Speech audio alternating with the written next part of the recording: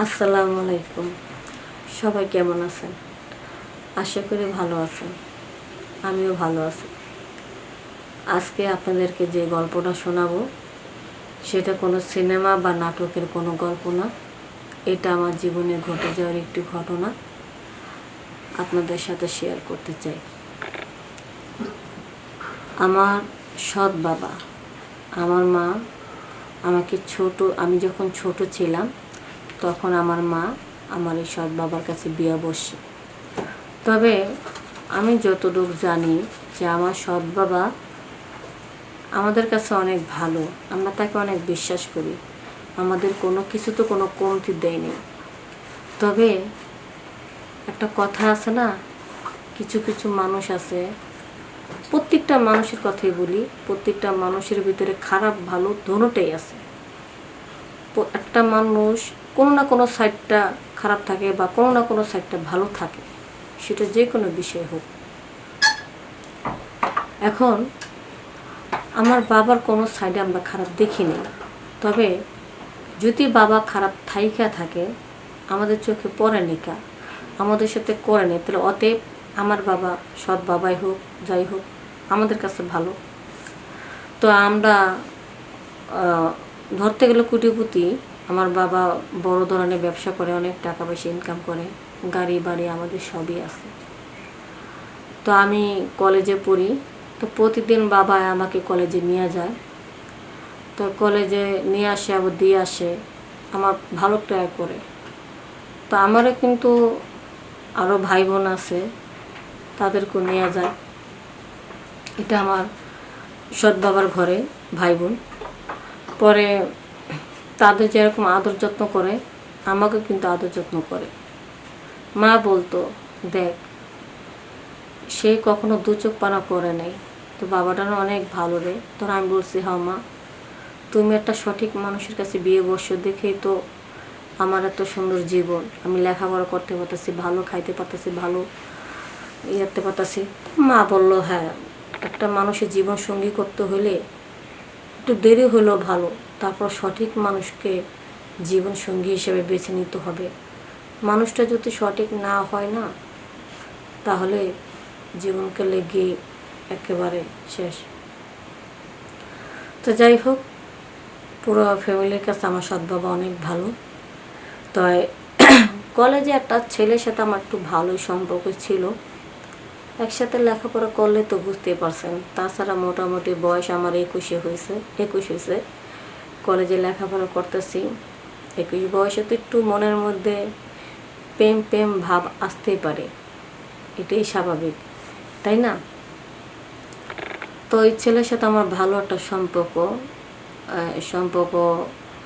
তখন প্রায় আমার বাবা অনেক দিন ধরে ফলো করতেছে, যে বাড়ির উপর থেকে দোতলা থেকে দেখে যে একটা ছেলে আমাকে নিয়ে নামা দেওয়া যায়, এবং তার সাথে খুব হাসাহাসি করতেছি, বাইকে করে আমার নামা দেয়, ওর মাঝে মধ্যে বাইকে এসে নিয়ে যায়। আমি আমার বাবারে বলি, তোমার যাওয়া লাগবে না, আমার বন্ধু আছে, এরকম সব দিকটা না বাবা ফলো করে। তো একদিনকে আমি কি করছি, ওই বয়ফ্রেন্ডের সাথে কথা বলতে বলতে বলতে বলতে না, আমি এই মানে আমার মনটা নষ্ট হয়ে গেছে। এরকমভাবে আমার সাথে আমার বয়ফ্রেন্ড কথা বলছে যে আমার ভিতরে একটা উত্তেজিত ভাব চলে এসেছে। এখন আমি চিন্তা করলাম কি করি, তাহলে একটু মোবাইলে বিভিন্ন ধরনের ভিডিও দেখি, তাহলে হয়তো মাথাটা ঠান্ডা হতে পারে। তো আমি আবার কি করছি, উল্টো পুল্টো ভিডিও একা একা বসে বসে দেখতেছি। আমার রুমে তো আমি একাই থাকি, তো জানলার সাইড দিয়া দাঁড়া আমার বাবা দেখলো যে আমি অন্য ধরনের ভিডিও দেখতেছি, আর নিজেকে কন্ট্রোল করা এবং ঠান্ডা রাখার জন্য খুব চেষ্টা করতেছি। তো এই জিনিসগুলো আমার বাবা যখন আমাকে লুকিয়ে দেখছে এই সমস্ত কাজ করতে, তখন আমার বাবা বুঝতে পেরেছে যে আমি মোটামুটি বড় হয়ে গেছি, আমার একটা পুরুষ মানুষের ভীষণ প্রয়োজন। তখন এই জিনিস দেখার পরে বাবা কিছুদিন ভাবলো, চিন্তা করলো যে কী করা যায়, বিয়ে দিয়ে দেব না কি করব। পরে বাবা চিন্তা করলো, বিয়ে দিয়ে কী লাভ, ওই তো আমার নিজের মেয়ে না, ওর বিয়ে দিয়ে দিন অন্য পুরুষ মানুষ এসে তো ওর ব্যবহার করবে। এত কষ্ট করে খাওয়া লেখাপড়া শিখাইয়া আর অন্য পুরুষে খাবে, এটা কিভাবে সম্ভব? আমার লস, এত বড় লস স্বীকার তো আমি করবো না। বাস আমাকে বাড়ির থেকে আমি বিদায় নিলাম। আমাকে বলতেছে, মানে আমার মার আমি বললাম আমারে দিয়ে আসবে আমার বাবা, তো দিয়ে আসানোর কথা বললাম, আমারে এক জায়গায় নিয়ে গেছে। নিয়ে যাওয়ার পরে তার বন্ধু বাড়িতে নিয়ে গেছে, সেখানে আটকা রাখছে, আমারে বাড়িতে আসতে দেয় না। পরে আমার মারে বলছে যে কলেজে গেলাম, কলেজ ছুটি হইব, বিকাল টাইমে আনতে গেছি, সকালে তো মেয়েটাকে কলেজে দিয়ে আসলাম, তো বিকালে আনতে গেছি, যায় দেখি মেয়েটা নাই। তো কিছু বান্ধবী বলল তোমার মেয়েটা অন্য একটা ছেলের সাথে সম্পর্ক ভাইগা চলে গেছে। এই কথাটা আমার বাবা আমার মায়ের কাছে যা বলছে, এই দিক দিয়ে আমার মা আমাকে খারাপ মনে কইরা বকাঝকা কইরা কান্দাকাটি করে চুপচাপ থাকলো। আর ওই দিক দিয়ে আমার পাষণ্ডরূপ সৎ বাবা, সে তার বন্ধুর বাড়িতে নিচে, তার বন্ধু ওই বাড়িতে থাকে না, ঠিক আছে, থাকে না, এমনি পড়ে রয়েছে খালি বাসায়। দিনের পর দিন আমার বাবা শারীরিক নির্যাতন আমার উপরে করতেছে। তার মনের যত খায়েশ আছে সে আমার মিটে আছে। এমনকি এত পরিমাণে অত্যাচার করতেছে, অত্যাচার করতে করতে আমার বিভিন্ন জায়গা ক্ষত বিক্ষত হয়ে যেত গা। আমি হাঁটতে পারতাম না, ওয়াশরুম হয়ে যায় পানিও নিতে পারতাম না।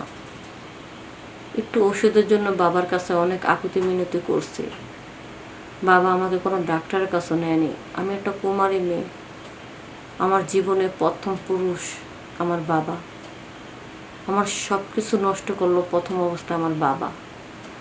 যে বাবাকে আমি নিজের আপন বাবার চেয়ে বেশি ভালো জানতাম, যে বাবাকে আমি কখনো কল্পনা করতে পারিনি এত বড়টা জঘন্য কাজ করতে পারবো, যে বাবার ভালো মুখে মুখোশ পইরা ভিতরে তার এত বড় একটা কুচ্ছিত তার মনটা, সেটা আমি বুঝতে পারিনি।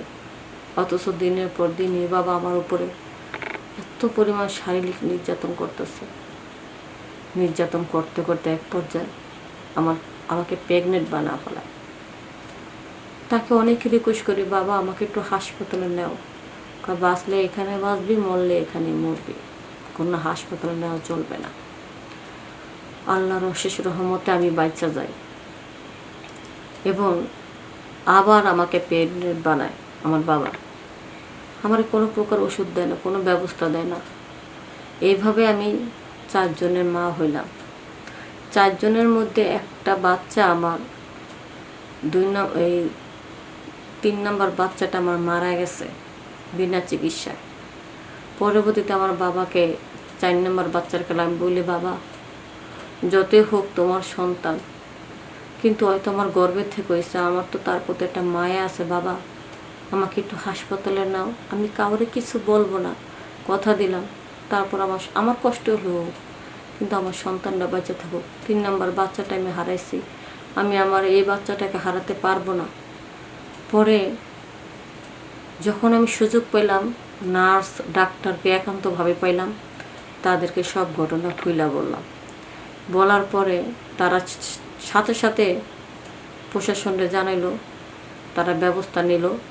ওই পুলিশ আইসা বাবাকে ধরে নিয়ে গেল, তাকে যাবজ্জীবন জেল দিল এবং ওই বাচ্চা সহ আমার মা আমাকে মাইনা নিল।